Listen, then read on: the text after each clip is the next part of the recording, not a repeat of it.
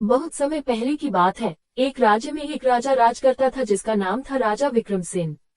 वह राजा बहुत शक्तिशाली और बुद्धिमान था, लेकिन उसकी एक बहुत बड़ी कमजोरी थी, खाना। राजा इतना भुक्कड़ था कि पूरे राज्य में उसकी भूख के किस्से मशहूर थे। राजा का रोज का खाना इतना ज्यादा होता था कि रसोई में दिन रात खाना बनता रहता। वह हर रोज नई नई चीजें मंगवाता, महंगे व्यंजन बनवाता और बिना किसी सीमा के खाता। महलों में पकवानों की खुशबू हमेशा फैली रहती थी। धीरे धीरे राजा की भूख उसकी आदत नहीं बल्कि उसकी कमजोरी बन गई थी। राजा की भूख को पूरा करने के लिए किसान दिन रात मेहनत करते थे। राज्य का खजाना खाली होने लगा क्योंकि राजा के लिए महंगे मसाले और विदेशी चीजें मंगवाई जाती थी। गरीब जनता भूख से तड़पने लगी, पर राजा को बस अपने खाने की फिक्र थी।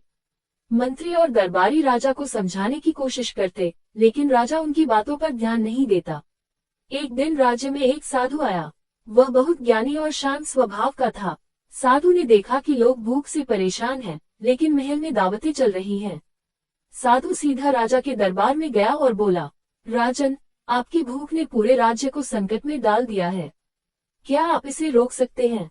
राजा ने हंसते हुए कहा, मुझे भूख बहुत लगती है, इसमें मैं क्या कर सकता हूँ? अगर तुम सच में ज्ञानी हो तो मेरी भूख मिटाकर दिखाओ। साधु मुस्कुराया और बोला, राजन, मैं तुम्हें एक विशेष थाली दूंगा। इस थाली में जो भी खाना होगा वो तुम्हें पूरी तृप्ति देगा। लेकिन एक शर्त है, अगर तुमने ज्यादा खा लिया तो तुम्हारा अंत निश्चित है। राजा ने बिना सोचे समझे थाली ले ली। साधु ने जाते जाते कहा, तृप्ति पेट में नहीं, मन में होती है, इसे याद रखना। राजा ने थाली में परोसा गया भोजन खाना शुरू किया। वह जितना खाता उतनी ही उसकी भूख बढ़ती गई। थाली कभी खाली ही नहीं होती थी। राजा ने थाली की विशेषता समझने की कोशिश की, लेकिन उसका लालच रुक नहीं पाया। एक दिन राजा का शरीर इतना भारी हो गया कि वह चल भी नहीं सका।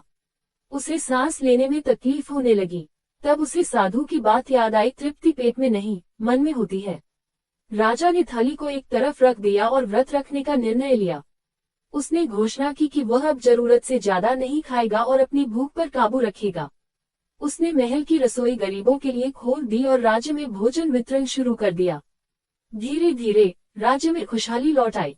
राजा का स्वास्थ्य सुधर गया और वह समझ गया कि असली सुख दूसरों की सेवा में है।